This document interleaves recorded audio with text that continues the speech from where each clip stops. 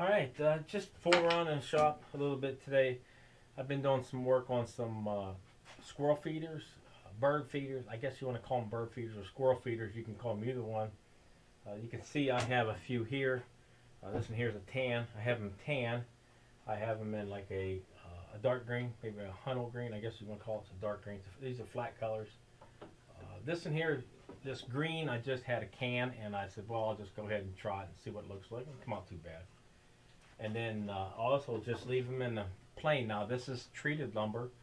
This is all made out of wood picket fences, you know, for privacy fences, you want to call it. They sell just the boards, and you can pick them up pretty reasonable.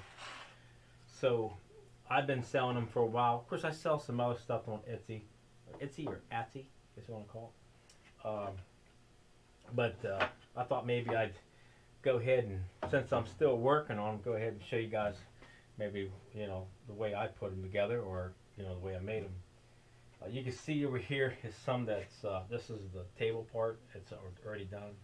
Now the thing about the table part, what I did is the bottom part of it is about a 1/2 inch, okay, and then the top is like 3/4. So whatever it comes out to the 1/2 inch on the bottom, because what I do is this is the bottom board, and this bottom board here is cut to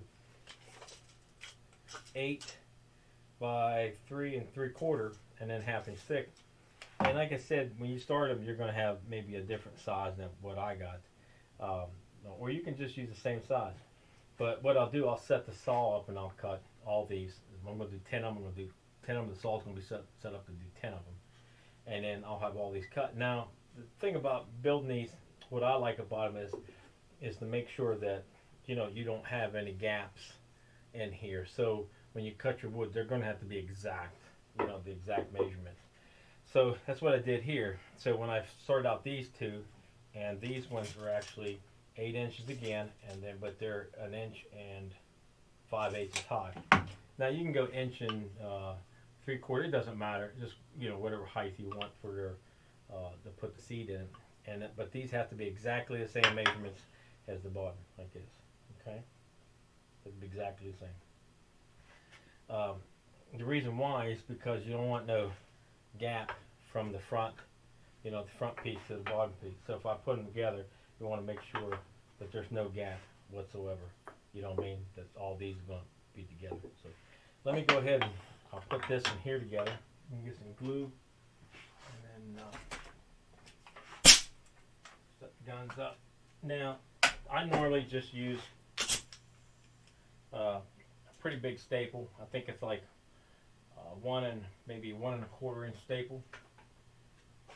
Should be enough air in there. And then you can use glue if you want to use glue. You don't have to. I put the glue on it just to give it a little bit more, you know, to hold a little bit more. So I stick glue on it like this.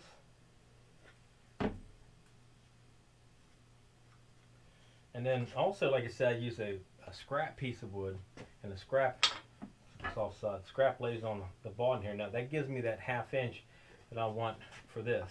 So it's underneath it there. So when I lay it down on here like this, okay, and then put my two sides up on it, you know, like I said, they have to be exact measurement across, and then put a clamp across it like this, and make sure those things are lined up.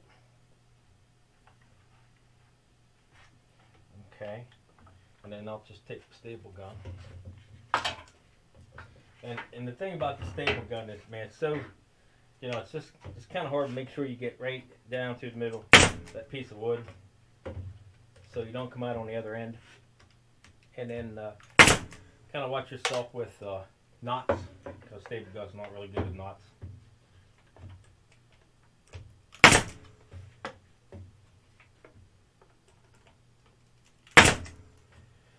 Okay, now I'm going to take it off. Now I'm going to add 2 more. I'm going to put one here, and I'm going to put one over here, so I can get that a little bit extra.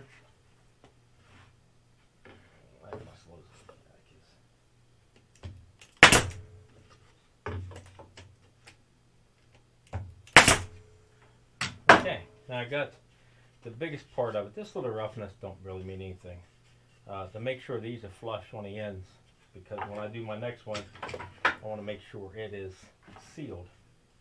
And just a little bit of glue, like this.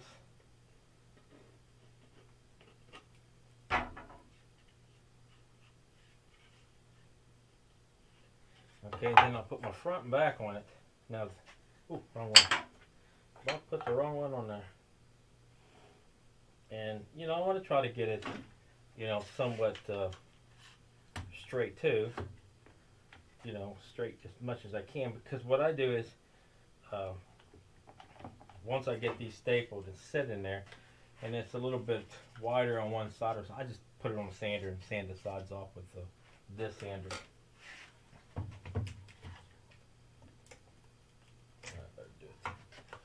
This way, guys.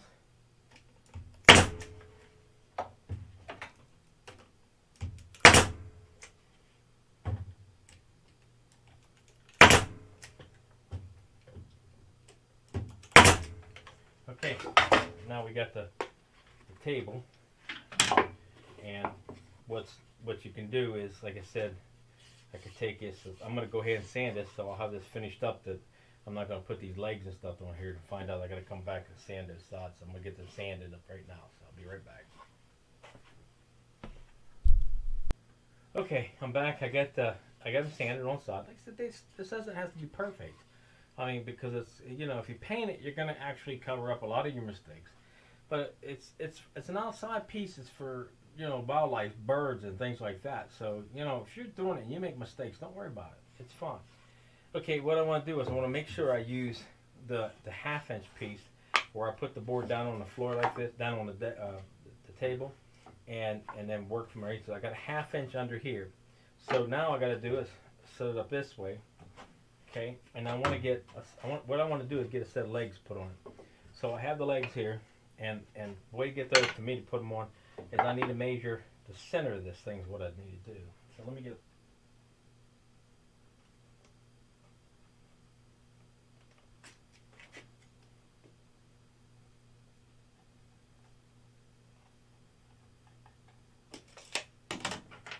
Okay, what I did is I went ahead and put a mark in the center of this, and that's how we're going to do our legs. So we're going to need a piece down here to comfort the legs, so the legs doesn't actually, you know, bend down, make it easier to workspace.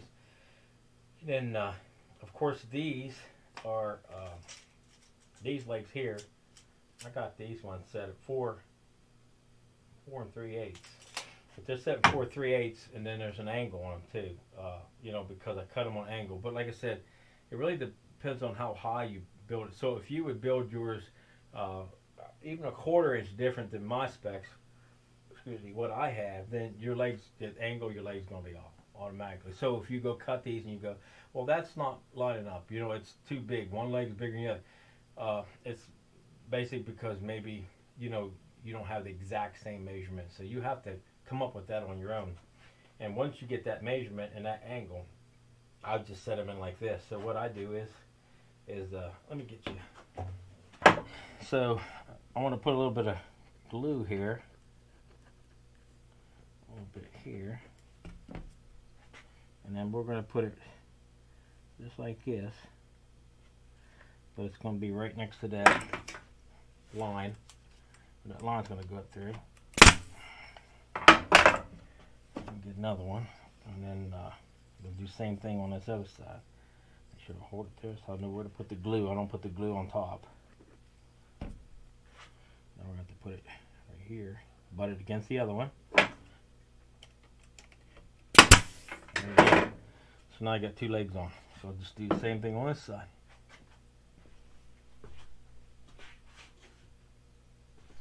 I'll do exactly the same. So I want to go ahead and hold it up. Put a little glue here, a little glue there.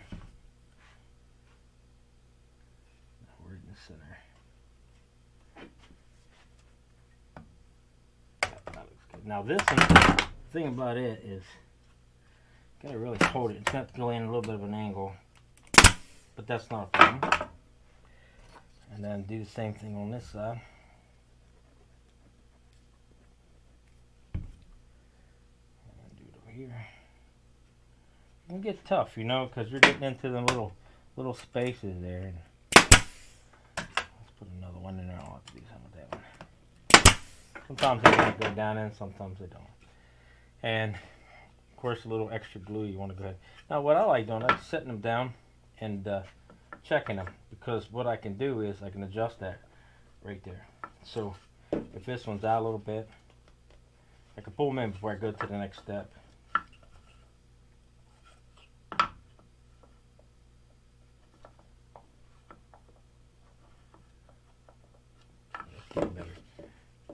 They don't have to be perfect. I think it's that far one right there. I can always put another staple in it. Hold it down.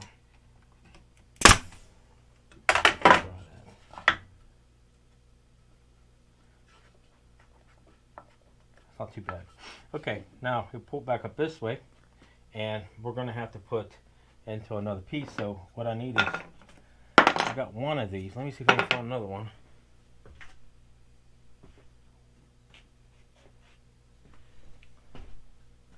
Okay, I've got two of these, and then, oh, actually that was one there. That's a marked one for some reason. And then I got this one and this one right here. I got these two here. Now what I want to do is I want to put the cross braces here. What's really the thing about that is just take a piece of this. Now what I did, I marked it because that I found the center, okay? But since I found the center, I put two marks in there. So what I do, I just line it up with the two ends of this little table right here. So these two tables. So I just kind of line those two right there up. And then of course you're gonna have to put more support underneath, because you know you don't want to staple down with that's being all glued. And then you take another one just like this, and it'll go right up underneath it and just butt it right there. So I end up with what measurement I wanted between the top to this piece to the bottom where the seat's going to sit. And then I also got my measurement from the center, from each side. So I'll have to use that as a template to set that down. So it works really well. So now I'll just put a little bit of glue here, a little glue here, and then just put this on here and line it up like this.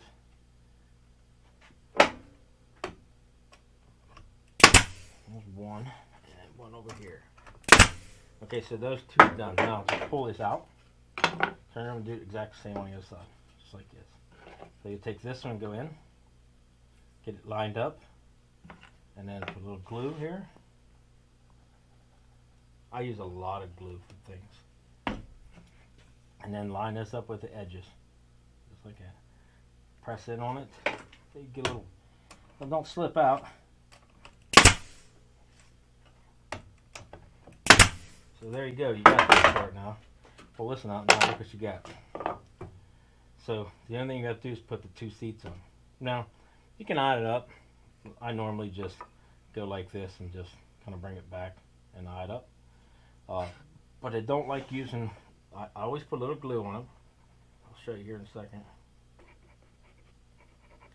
And then I take this and put this on the edge of the table here, like this. Because if I come up here and I staple this, as much as pressure this gun does, it just really hammers down, it's going to knock that out. Okay? It's going to knock my glue out, it's going to knock my staples out. So by just bracing it on the edge of the table or on the edge of something and just kind of line it up, don't have to be perfect, like I said. This is going to go outside, and just line them up with the edges.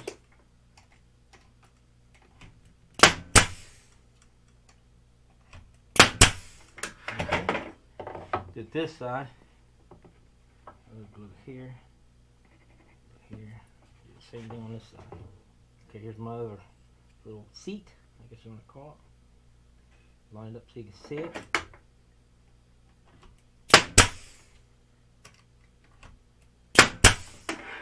Okay, there you go. Now, all I did was to make a backing, you just kind of cut a bunch of these up, and then of course I clamp them on here without gluing them, and then I pre-drill a couple holes. And you can see that the holes are drilled, pre-drilled. And then of course this is what I used to kind of, hang it up when I was painting. And then I put another board across here, but you can put two screws outside. So it kind of sets like, sets this way, And then of course I have, like I said, another block here. This goes on a different table, and that kind of holds that support a little bit. You know what I mean? From being so it wouldn't pry so much on it. And then they all end up like basically like this in here, or if you're going to do the plain ones, basically end up like these. And then, or like I said, you know, you don't have to put that backing on it if you don't want to. You don't have to put that on there. You can just set these anywhere. So really nice, fun, very much a lot of fun. I've had a lot of fun building these. So far, like I said, I'm probably up into maybe around 18. You know, built. I just got done doing 9 of them, so I got 9 already for sale on Etsy. I think I said that right. I say it different, I guess, but there's just a lot of fun to build. And just take your time when you're doing it, and make your own measurements. Do your own. I mean, you can follow somebody else, that's fine. But when it comes down to it, you know, to create something like this and do your own measurements of it, it's exciting to do that, and that's why I like doing a lot of woodworking. I like following other people's ideals just as well as everybody else does. But when it comes down to it and I start on it, you know, I'm always thinking of, well, I could have done this or I could have done that my way, because you always want to put that little touch on it. So, okay, if you think that's helpful or something, you're interested in doing a little bit of crafts or something like this, this is really nice to get into. Even if you want to give them, you know, to your neighbors, or even a gift for Christmas, or just be nice and give somebody something very inexpensive. These are all made by a treated. It's a treated right back here, and this is what you normally get from like Lowe's. One of these planks like this, and I don't even think I used the whole thing, the whole plank, to build one of these. You know what I'm saying? So I never did bother to measure it out, because I make them so fast. So. But there you go. Now you can also get this in treated lumber. They also make these planks in treated. So, and this in here is probably around $3. Just say $3 tax anyway. But the treated one, or not the treated, but the cedar one costs a little bit more. And then also, I think they have one, some of this plank's a little bit thicker. I think some's like 3/4 inch, and then the ones I normally get just the 5/8, because I cut them down on the 1/2 inch to make stuff like this out. So, okay, if you like the video, please subscribe to the channel, and thanks for watching.